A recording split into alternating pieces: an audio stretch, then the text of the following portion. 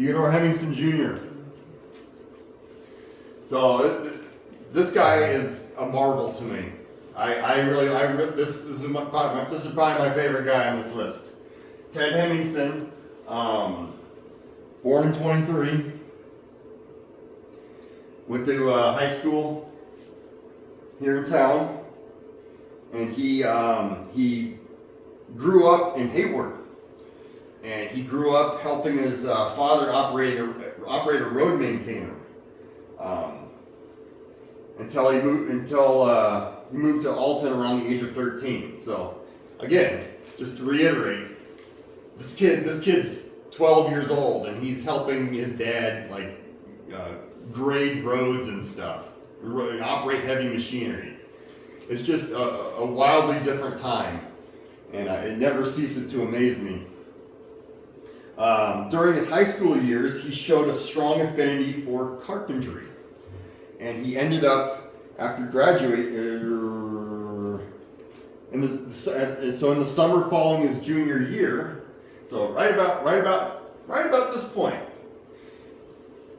he helped to build the Alton Band Shell. So there is a lasting monument to Ted Hemmingson right over there. I thought that's really cool, and I wish I could find out more stuff like this. This is what I do this for, because now you guys know that, and you can tell other people, hey, there's a war hero who helped build the band shell here in town. And then he went, after he graduated, he went to Sioux City, and he helped to build the National Guard Air Base there in town. And we're going to get to that in a little bit. We'll come back to that. And then afterwards, he went to Cheyenne, Wyoming, and helped build an air base there. So this is a guy who's, at this point, 20 years old, and he's building air bases. Never ceases to amaze me. And let's see here. So he was inducted into the Army on the 10th of March, 1943. And he spent 10 months at North Camp Polk, Louisiana. And then he shipped off to England. And from there, he quickly ranked up. He was very bright. He was very motivated. He was very skilled. And he became a staff sergeant? Sergeant. He became a sergeant and was commanding a tank battalion. He was a tank commander in the 9th Army's 8th Armored Division, which, again, we can confirm that right there. It's kind of cool. And he earned the Army Gold Star at the Battle of the Rhine. So he was in command of a tank, or several tanks, and again, 22 years old. That blows my mind. 22 years old, and he's commanding tanks, and he's out there defeating an evil empire. And he fought in France, he fought in the Netherlands, and he fought in Germany. So he was basically chasing Hitler all the way back to where he started on the Western Front. And on April 10th, the 9th Army, of which he was a part, was advancing through heavy resistance towards the Elbe River. And at some point during that action, he was killed. Don't know how. He had a wife named Hermina, and he had a young daughter named Vicky, who also might be alive.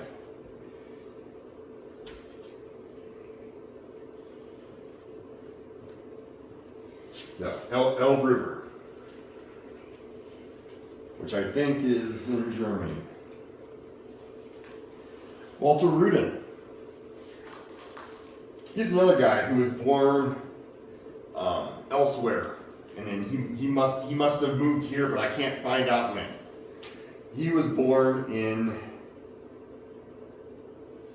He was born, okay, he was born south of here, but more closer to Remsen, the other place. Owens. He's buried in Owens. I'm assuming he was born closer to there than here, but I'm assuming at some point he moved here, but I can't find that information out. So he's born on a farm, and then he graduated from Catholic school. He was known for being a bright student there. Seemed to be a very common theme. And they say that aren't the best and the brightest. We tend to send those away. It seems to be confirmed. A lot of these guys were very good students, very bright, very motivated. And his first job outside of farming was as an auctioneer's assistant. His brother Harold, his older brother Harold, was an auctioneer, and he was an assistant to him, and then I think eventually became an auctioneer himself. And then he enlisted in the Naval Air Corps in August of 1942 and spent 2 years in training. So he eventually found himself at the Naval Air Station in Sanford, Florida.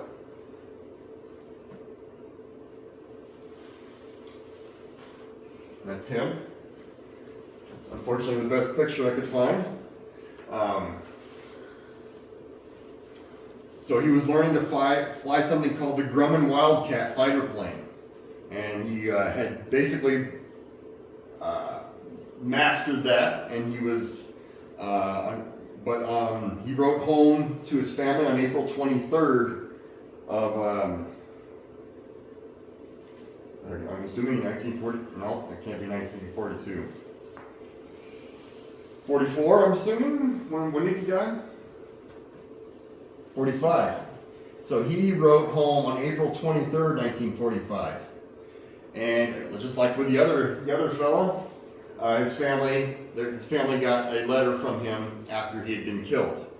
And that was when he wrote, he noted that there had been a fatal accident the day before, and that everyone was feeling very nervous about that. And then his family found out afterwards that he had been killed after they received that letter. 2 days after he wrote that letter, he died in an accidental plane crash. So we don't. These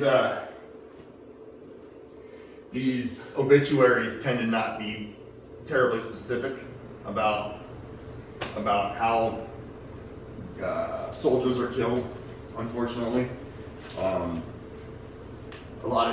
You have to kind of pick around and dig, try to find out information, and sometimes the information just isn't there.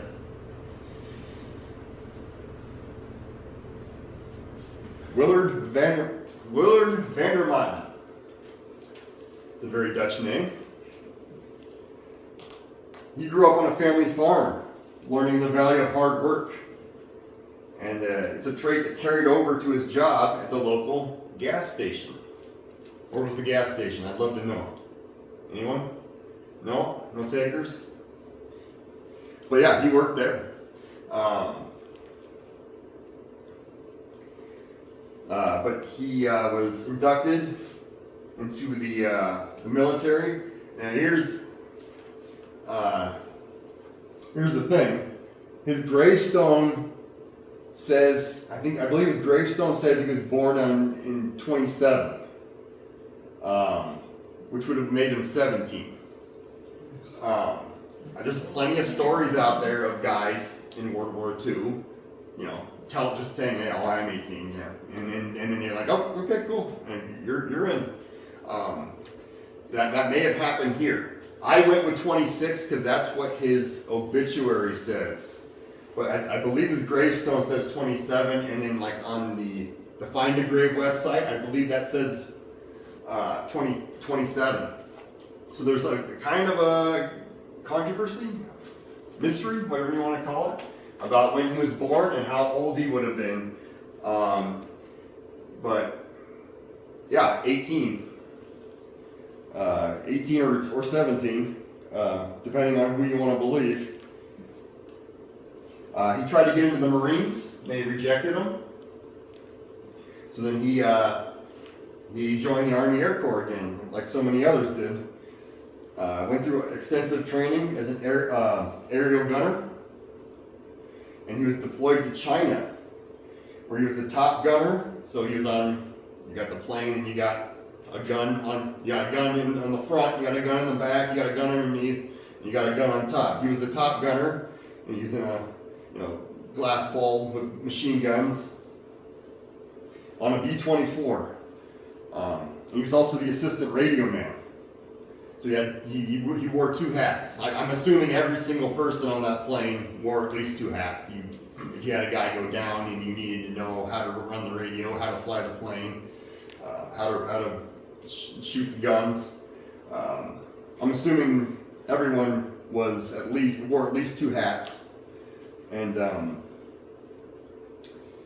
so on May 1st, 1945, he sent home a letter and a box full of gifts and souvenirs. And then everyone, that was the last anyone ever heard from him. And then, so his family waited 9 months before the War Department confirmed that he had died. And no one knows how. His plane took off and no one saw him again. So his stone has no body under it. And again, there's so many stories like that in World War II. When I did the video for Hospers last year, there was at least one guy. He went down with his ship and you just never saw him again. So yeah, his family had to wait 9 months to actually get confirmation. And I'm sure that was very common back then too. His plane just took off on May 1st and he became a ghost, unfortunately.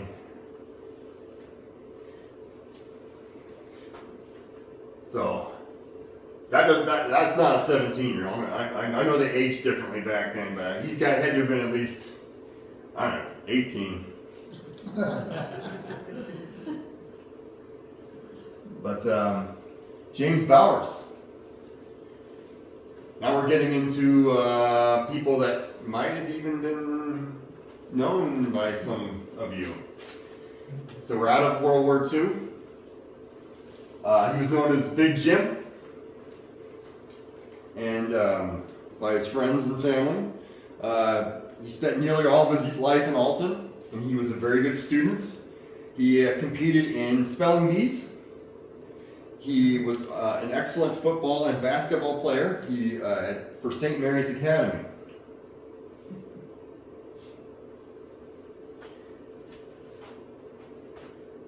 Jim, every time. Took me a second.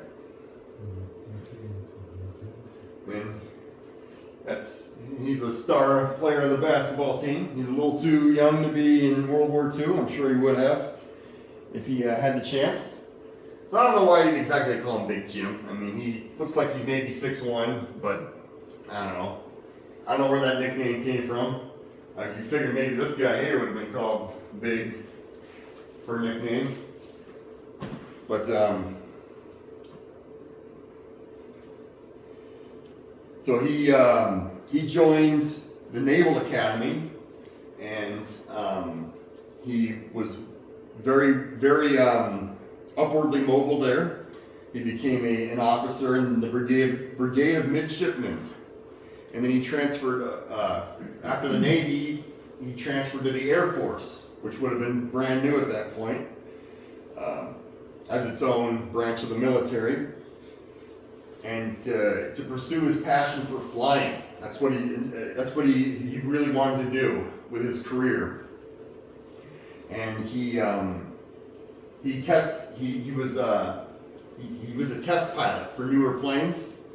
And on the 19th of April, 1951, he was a part of a squadron of T-28 planes.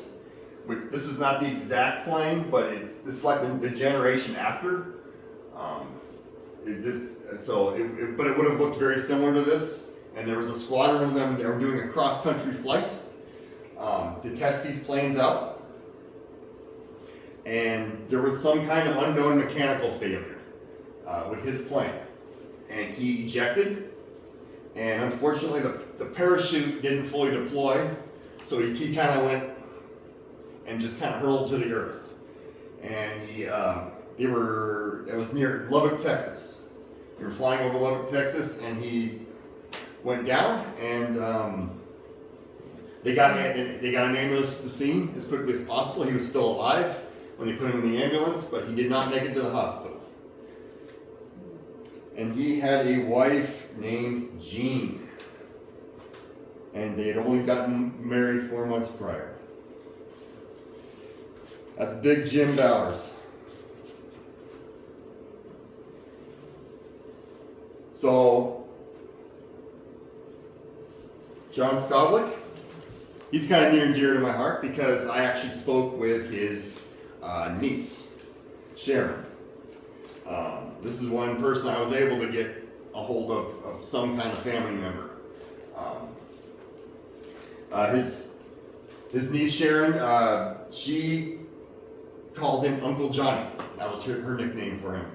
I love that. That's just a little detail of history that it humanizes these people. That's what I really want to do very much. He wasn't born around here, was he? He was born in, very good question. He was born in, you're right. He was born somewhere else. I don't have it written down. That is right. I'd have to get back to you on that. He's got a niece that lives in town here yet. Sharon? No, she would be from California or something. He's got another one?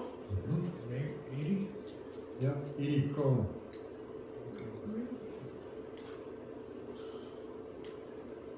I work with Edie Crone. Well? Well, she retired just recently Yeah? from Pella. Yeah? Yep. I work at Pella. Yeah. Yeah. That's so frustrating. Edie's mother. She was right next to her. Edie's mother and his wife were sisters. Okay. Oh, cool. Okay. I need to take notes. Okay. Remind me of that. But he enlisted in the Marines in '51. And he served in the Korean War. And he was actually part of the blockade of Cuba during the Cuban Missile Crisis. And in August of 1960, he married a lady named Edith Mae Gerst. Yep. I got that right? You're right. And was she also a Marine? I'm not sure. That's what I remember. I can't find like really strong confirmation of that, but I read that. I think she was. I think she was too. She's my neighbor when I grew up. And then as she lived in Alton as he served overseas, and then on the 18th of July 1963, he was on a helicopter that unfortunately crashed near the naval station at Atsugi, Japan. And him and 2 other service members were killed, and leaving behind Edith and a daughter. Do we know the daughter? Daughter's dead too. It's a shame. But I'm happy. Oh, dang it. Yeah, it's right there. I get so excited. And then here, this is what Sharon, these are the pictures that she sent me. I asked her, do you have any mementos? Do you have any pictures of him? And she sent the cap and the dog tags and stuff. So that was really cool. I live for those kind of interactions with people. And she really appreciated it too. George Diener, born 1949. He grew up with sort of that idyllic 1950s childhood. You kind of see it on Leave It to Beaver and stuff. He lived that. He grew up with I think he had a brother, he had his cousins, I think that's him right there. They're fishing, he's got a Coke bottle, got a glass bottle of Coke there. That's like 1950s right there. Well, maybe more like 1960, but whatever. He had a talent for drawing. He submitted cartoons right there. He submitted cartoons to the local paper. This is another one he did. In high school picture of him. And then his childhood was an idyllic one, filled with friends, swimming, drawing cartoons, and fishing with his cousin Mark. As a teenager, he was widely regarded as the fastest member of the Spalding Catholics track and field team. And he had great success, especially with the 100-yard dash, the 440 relay, and the high jump. So he's a very, very athletic guy. But he wasn't just an athlete. He also performed in a one-act play called The Scabs. And he won an award for Best Actor at the Remsen CYO Theater Arts Festival. Does anybody know what that is? Yeah. You are something. We need to talk. Yeah, so the Remsen CYO, I couldn't find any information about that at all. I tried. But, so it was a theater festival, basically, in Remsen. Catholic Youth Organization. Oh, thank you. He was a character. I've heard. Just wait. As a member of the Marines, George was always quick with a joke and filled with fun gags. He seemed to be the life of the party. He seemed to like attention, not in a bad way, but just liked being around people and making them happy. And apparently, there's a story out there of bomb craters in Vietnam, and they would get rained on. They would get filled with rainwater, and he decided he would go skinny dipping in them.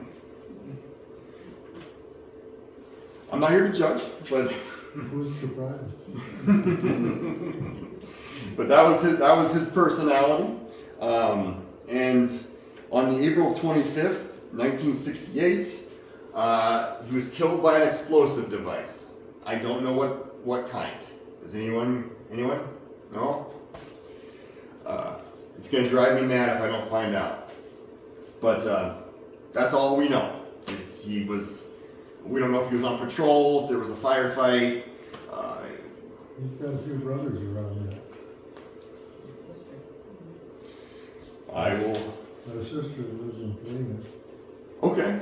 I spent months going, hey, I'm here, please, people, talk to me. And it's hard. It's hard to get people to trust you, to notice, to even know you're there. But I'm glad to know that. I need to write all this stuff down. Wayne Nevin. So he's the second to last guy here. He's also by far the oldest. He was a career military man. He got his start in the military in World War II. He flew Super Fortresses and B-29 Super Fortresses out of India. And he flew 31 combat missions. He was extraordinarily experienced. he was awarded the Air Medal and the Distinguished Flying Cross, which are very, very distinguished awards. You don't get just handed those for nothing. He after World War II, well afterwards, he joined the Iowa Air National Guard in '51, and he became the commander of the 132nd Fighter Group stationed there, and he stayed with the Guard for 19 years. And in between his military accomplishments, Wayne found time to be highly successful in civilian life as well. Wayne, he graduated from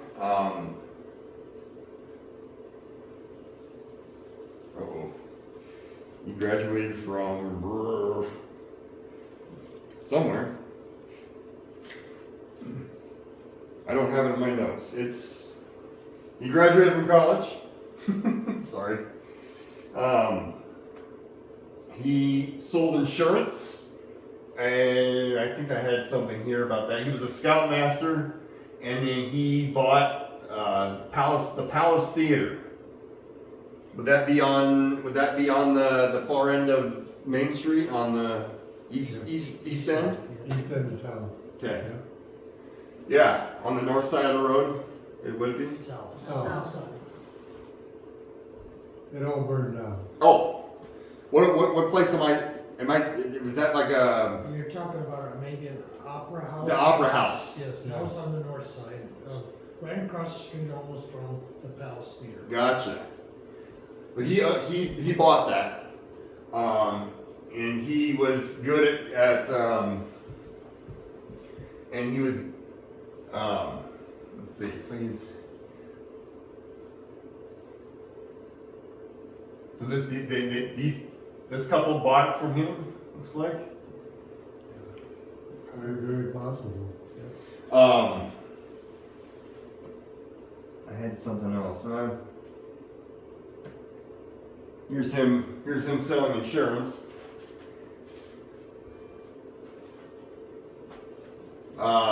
And then he had a unique kind of claim to fame when he owned this theater.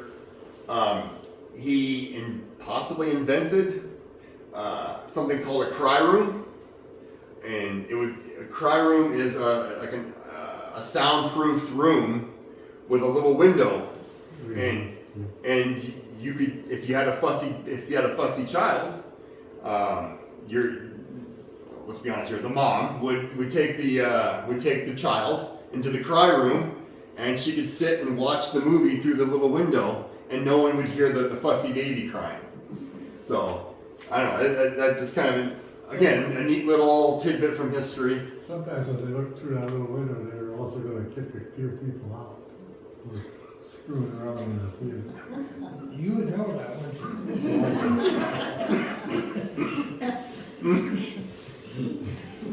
I'm sure there's potential for for that sort of thing. But then that's him. Pictures aren't very good. That's all I could find. Oh yeah, here. So here's a little article about him being a war hero and then just kind of settling down in small town Alton and buying the movie theater. So on July 24th, 1970, he was flying an F-84 jet fighter, and it crashed northwest of Winterset, Iowa. And I don't have any information if it was a mechanical failure. Let's just assume it was. He was a highly skilled pilot. Something major must have happened with this plane, but I don't have the details. But he was by far the oldest, most accomplished. James Neuendorf. Anybody know James? Yeah. James was incredibly bright. I use the word bright and gifted and all that with all these other guys, and that's true. He was probably the smartest guy out of this whole list.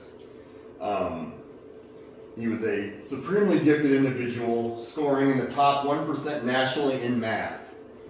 And so math was no problem for him. I am very jealous.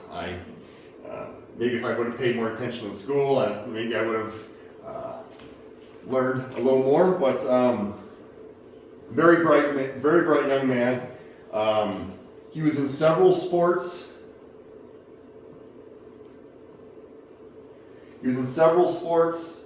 Including baseball, basketball, and golf. So, and then yeah, he joined the Air Force Academy. Well, prior to that, he was also in the Presbyterian Choir.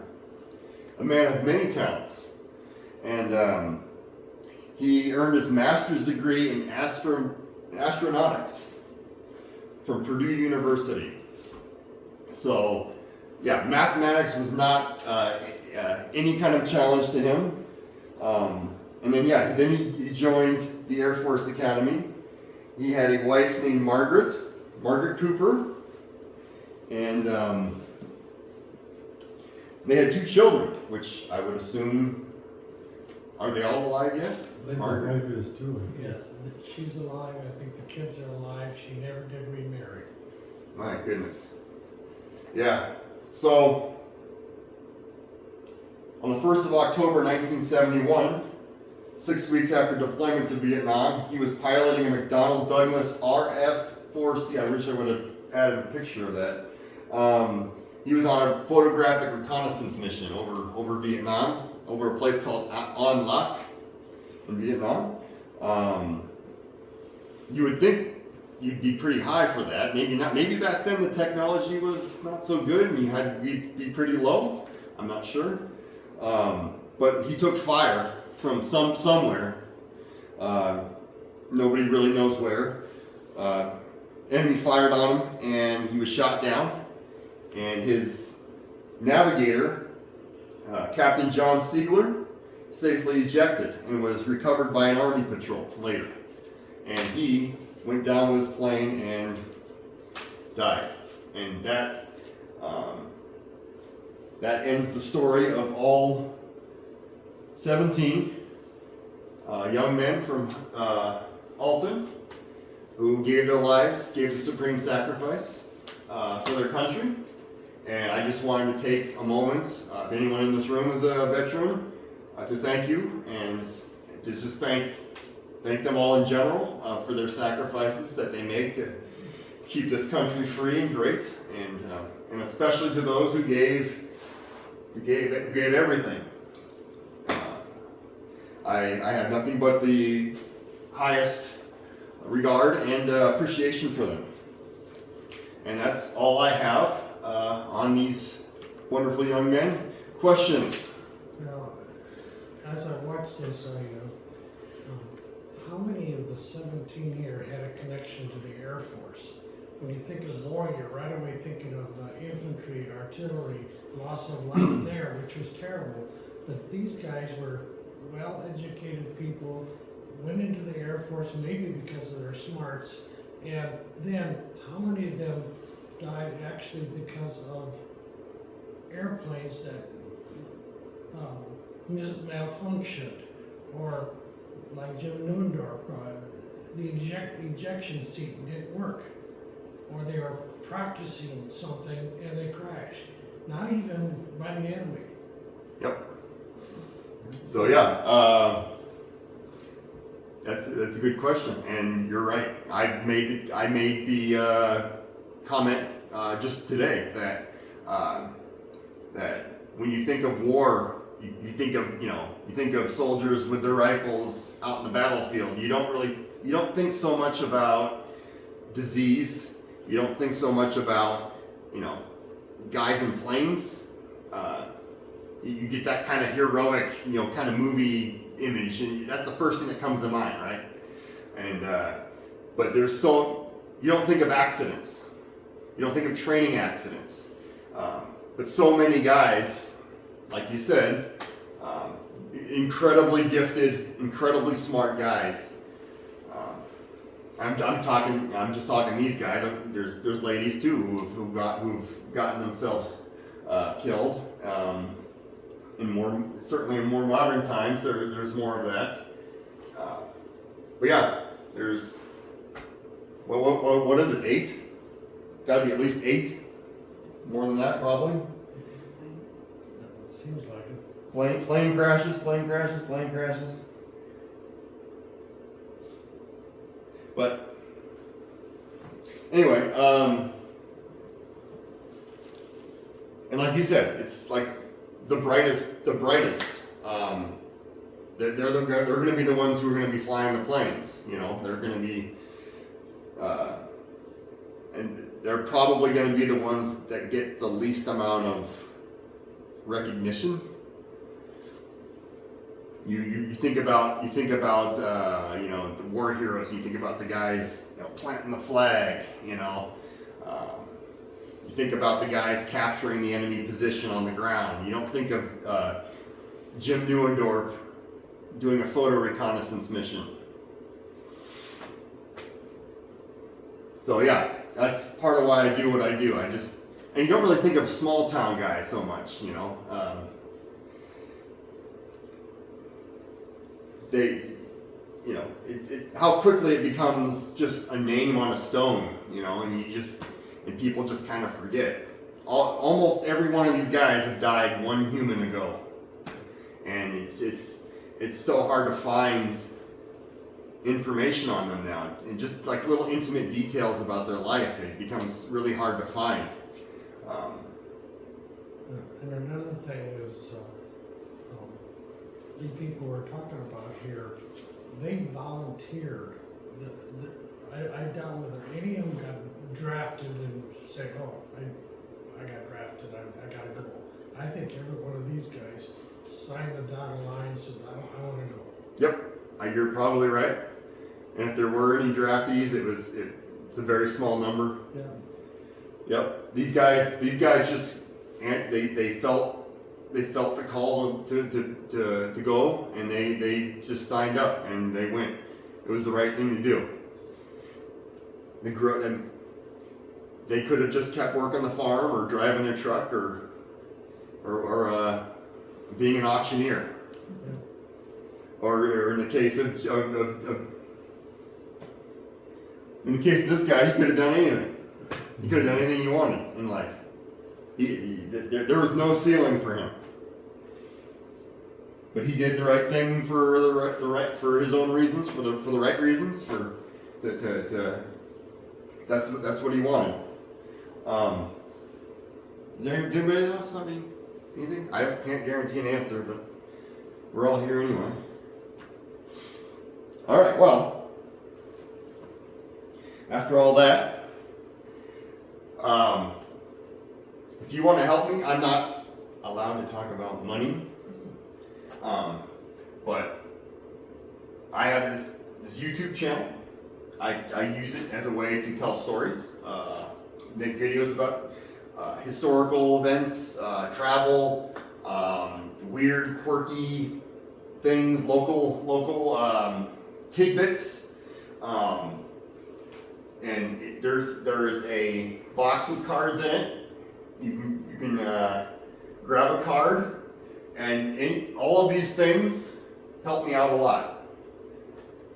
I'm not here to make money or anything. I'm here because this is something that I enjoy very much, and I want to help spread stories, tell stories, spread them around. So if you have any stories, there's my email address. I have a Facebook group that's also on that card. Where I also tell stories. So there's how you can help me. The more of this stuff you do, these things, 1 through 5, the more YouTube will spread my videos out to other people around the world. So that's something you can do for free that helps me out tremendously.